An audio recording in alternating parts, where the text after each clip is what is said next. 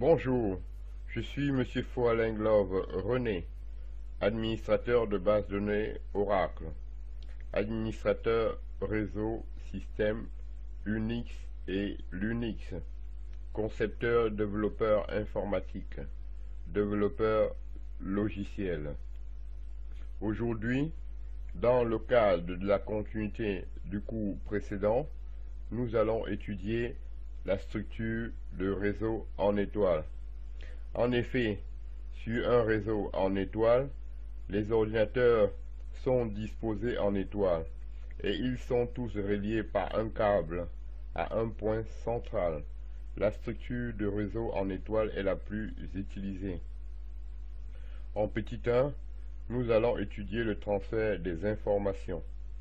Chaque ordinateur d'un réseau en étoile est relié à un système de connexion central qui peut être un concentrateur ou un commutateur. Pour aller d'un ordinateur à un autre, les informations doivent impérativement passer par le concentrateur ou le commutateur. Pour de plus amples informations, je vous renvoie au cours sur les commutateurs et concentrateurs. En petit 2, je dois parler de l'installation d'un système réseau en étoile. Les ordinateurs d'un réseau en étoile doivent être relativement proches les uns des autres. Chaque câble utilisé pour relier un ordinateur ou un concentrateur ne doit en effet pas excéder 100 mètres de long. Les modèles de concentrateurs et de commutateurs les plus répandus permettent de relier jusqu'à 24 ordinateurs. Dans les entreprises de plusieurs étages, chaque étage possède généralement son propre concentrateur ou son propre commutateur. Ces deux types de concentrateurs peuvent être reliés pour former un grand réseau local. En petit 3, je parle de l'extensibilité du réseau. Dès lors qu'il reste un port libre sur le concentrateur ou connecteur central, il suffit d'un câble pour ajouter un ordinateur à un réseau en étoile existant déjà. Il n'est pas nécessaire d'éteindre le réseau pour effectuer cet ajout.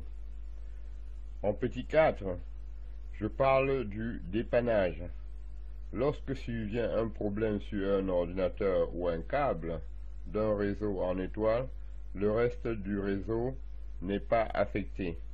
La plupart des connecteurs sont capables de détecter les dysfonctionnements et d'isoler les segments de problème du reste du réseau. Lorsque c'est le concentrateur ou le commutateur qui est défectué, les informations ne peuvent plus circuler entre les ordinateurs. En dernier maintenant, nous allons parler du coût d'un réseau en étoile. En effet, les réseaux en étoile coûtent plus cher que les autres types de réseaux. Chaque ordinateur doit être relié à un concentrateur ou à un commutateur qui coûte relativement cher. Il faut également utiliser beaucoup de câbles, dans la mesure où chaque ordinateur doit être relié indépendamment au concentrateur ou au commutateur. J'en ai donc terminé avec ce cours sur le réseau en étoile et je vous remercie.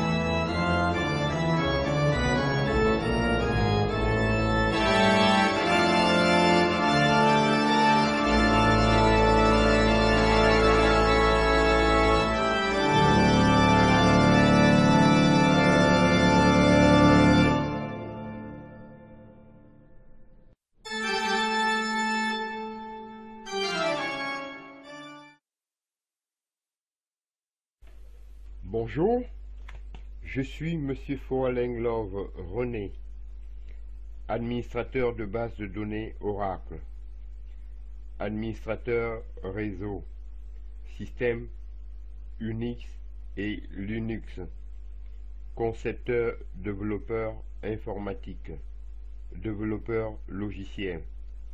Aujourd'hui, dans le cadre de la continuité du cours sur les réseaux, nous allons étudier la structure de réseau en bus. Sur un réseau en bus, les ordinateurs sont reliés par un même câble rectiligne continu. Les réseaux en bus sont parfois appelés backbone ou dorsal. Dans un petit temps, je parle d'abord du transfert des informations.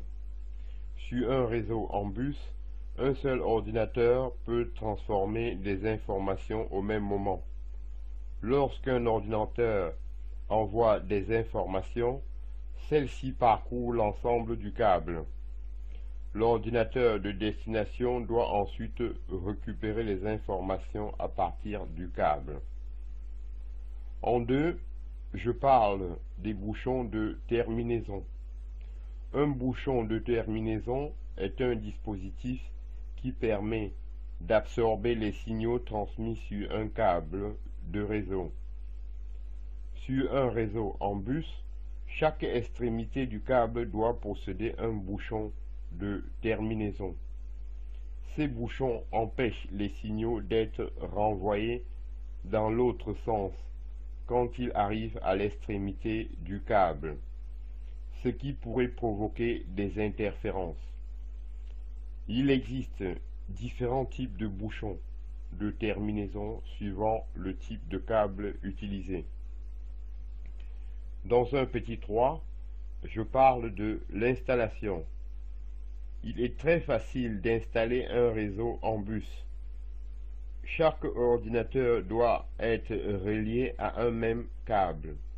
La structure de réseau en bus est souvent utilisée pour relier un petit nombre d'ordinateurs situés à proximité les uns des autres, dans un bureau par exemple. Dans un petit 4 maintenant, je parle du dépannage. Lorsqu'un ordinateur fonctionne mal et provoque un problème au niveau du câble, c'est l'ensemble du réseau qui est affecté. Il peut donc être extrêmement difficile d'identifier la cause du dysfonctionnement et d'y remédier. Maintenant, dans un petit 5, je parle de l'extensibilité du réseau. Il peut être difficile d'agrandir un réseau en bus. Au moment d'ajouter un ordinateur à un réseau en bus, il faut interrompre le câble du réseau pour le prolonger et y connecter l'ordinateur. Pendant toute cette opération, les autres ordinateurs du réseau ne peuvent donc plus échanger de données. En petit 6, je parle du dépannage. Lorsqu'un ordinateur fonctionne mal et provoque un problème au niveau du câble, c'est l'ensemble du réseau qui est affecté. Il peut donc être extrêmement difficile d'identifier la cause du dysfonctionnement et d'y remédier. En dernier, je parle du coût du réseau en bus. Le coût d'un réseau en bus est relativement faible. Les réseaux en bus n'utilisent généralement qu'un seul câble en cuivre pour relier les différents ordinateurs. J'en ai donc terminé avec ce cours sur la structure des réseaux en bus. Dans la suite de cette vidéo, vous verrez une succession de graphiques et de schémas qui illustrent tout le topo que je viens de raconter.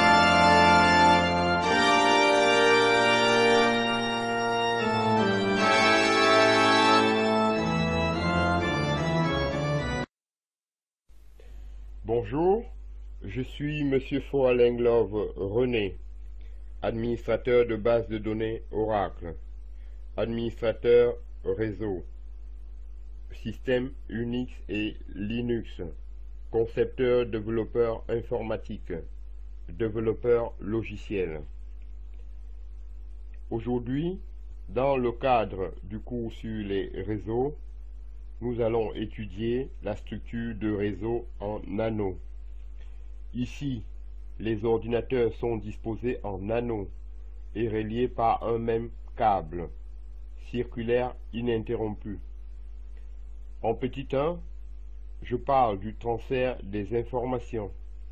Sur un réseau en anneaux, les informations ne circulent que dans un sens. Lorsqu'un ordinateur transfère des données, il les envoie à l'ordinateur situé juste après lui au sein de l'anneau. Lorsqu'un ordinateur reçoit des informations qui ne lui sont pas destinées, il les fait suivre automatiquement à l'ordinateur situé juste après lui. Les ordinateurs de l'anneau continuent à faire suivre les données jusqu'à ce qu'elles parviennent à l'ordinateur auquel elles sont destinées.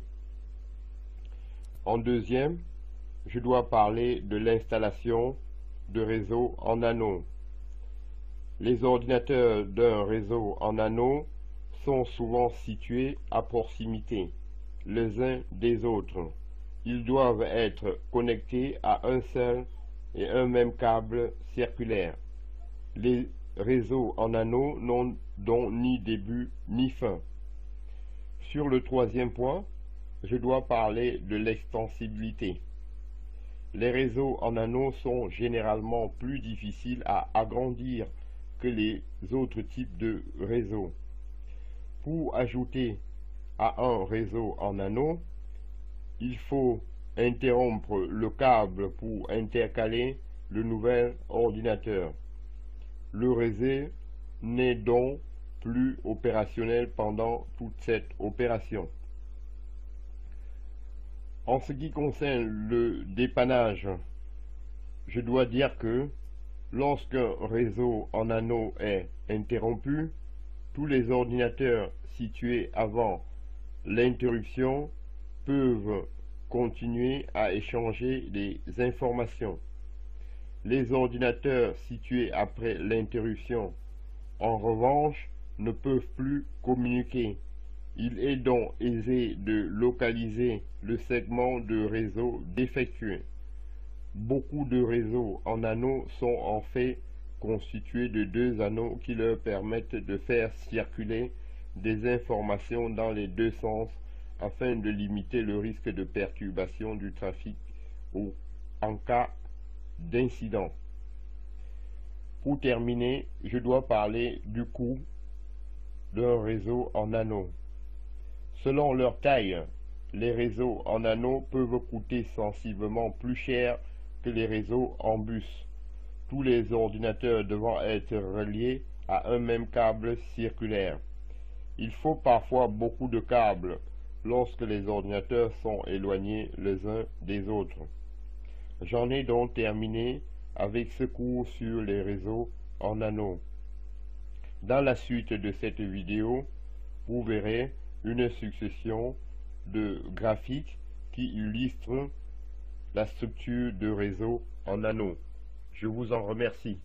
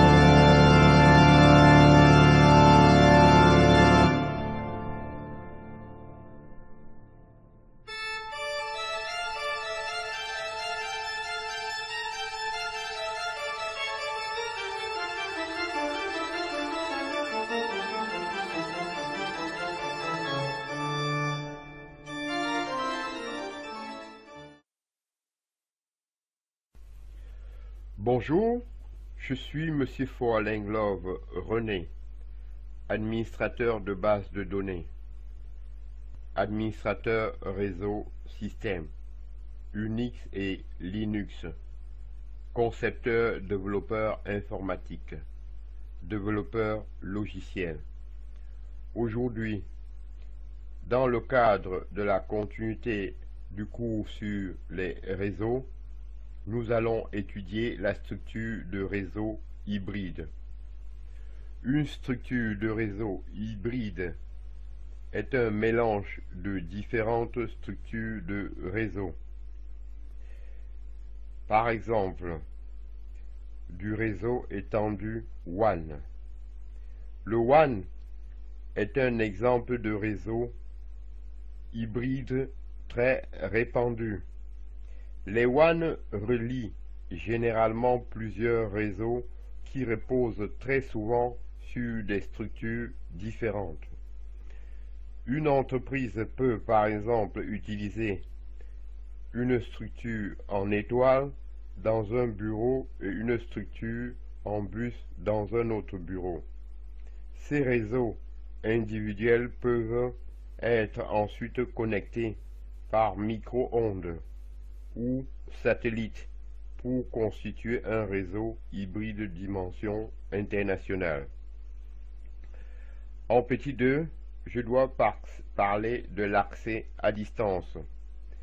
Pour créer un réseau hybride, deux réseaux de structures différentes peuvent être connectés par l'intermédiaire d'un modem et d'une ligne téléphonique.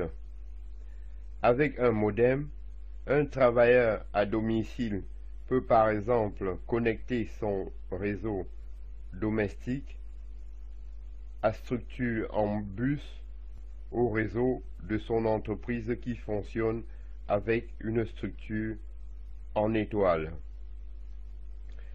En troisième maintenant, je dois parler de l'installation. Un réseau hybride est généralement créé pour répondre à une augmentation du trafic sur un réseau existant déjà. Plusieurs types de périphériques différents sont alors utilisés pour relier des structures de réseau différentes. L'installation d'un réseau hybride peut être difficile à réaliser dans la mesure où tous ces périphériques doivent être configurés individuellement pour permettre aux différentes structures de fonctionner. Dans un petit cadre, je parle de la maintenance et de l'administration. Les réseaux hybrides utilisent différentes technologies. Ils peuvent donc être difficiles à administrer et à réparer. Quand une erreur se produit sur un réseau hybride, il est parfois très difficile de localiser la source du problème.